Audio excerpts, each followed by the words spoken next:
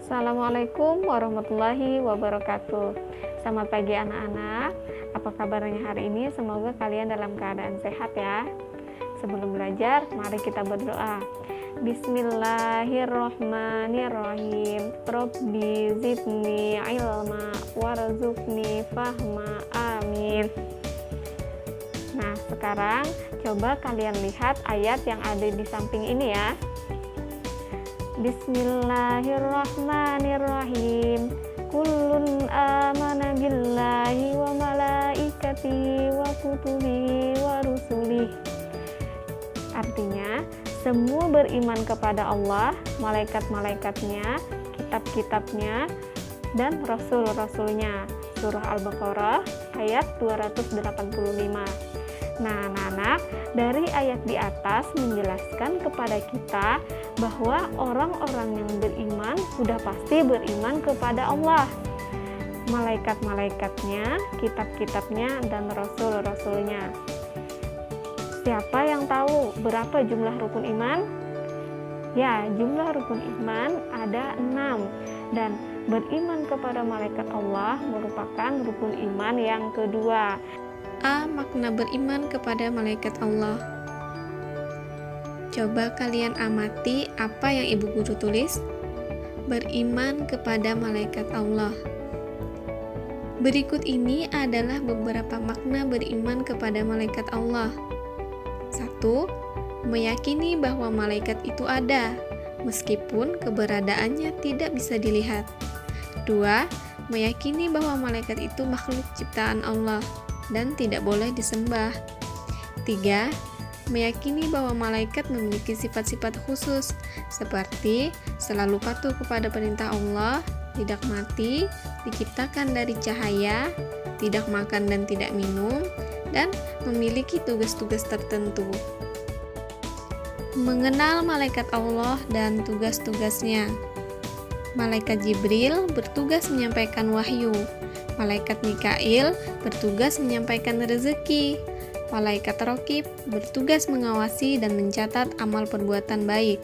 Malaikat Atid, malaikat yang bertugas mengawasi dan mencatat amal perbuatan buruk manusia. Malaikat Ridwan bertugas menjaga pintu surga. Malaikat Malik bertugas menjaga pintu neraka.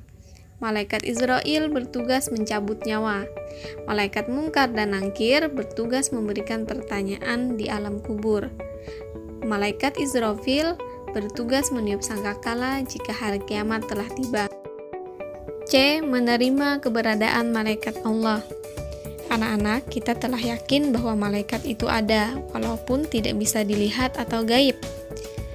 Karena kita telah diberitahu keberadaannya oleh Allah melalui sumber-sumber yang terpercaya, yaitu Al-Quran dan hadis Nabi. Cara menerima keberadaan malaikat adalah dengan keyakinan yang pasti bahwa setiap saat kita takut dan ingat kepada Allah, karena ada malaikat yang mencatat perbuatan kita, dan Allah akan memberikan balasannya. Yang kedua, banyak mengingat kematian, karena kita ingat bahwa ada malaikat Israel yang bertugas mencabut nyawa. Yang ketiga, gemar mengerjakan perbuatan yang pelakunya didoakan oleh para malaikat, misalnya menuntut ilmu, mengunjungi karib dan kerabat, tidur dalam keadaan suci, dan memilih barisan paling depan dalam sholat berjamaah. D. Perilaku yang mencerminkan keimanan kepada malaikat Allah. Yang pertama, contohnya suka bersedekah. Nabi Muhammad bersabda, tidak ada satu hari pun pada saat para hamba bangun di waktu pagi, kecuali ada 2 malaikat yang turun. Salah satunya berkata, "Ya Allah, berilah ganti kepada orang yang berinfak." Yang lain mengatakan, "Ya Allah, berilah kebangkrutan kepada orang yang kikir." Hadis riwayat Imam Bukhari dan Muslim.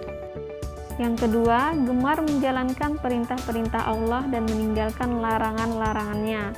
Misalnya, berbakti kepada orang tua, menghormati guru, dan menghargai kepada sesama. Selain itu, mengunjungi orang yang sakit dan mendoakannya, mengunjungi saudara atau tetangga, dan sebagainya. Semua amal perbuatan kita akan dicatat oleh malaikat Raqib dan Atid. Sebagaimana Allah berfirman, Bismillahirrahmanirrahim.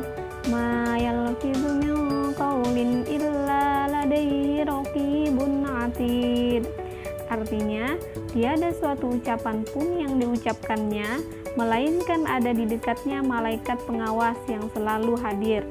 Quran Surah Kaf ayat 18. Demikian pembelajaran pada hari ini, semoga bermanfaat. Wassalamualaikum warahmatullahi wabarakatuh.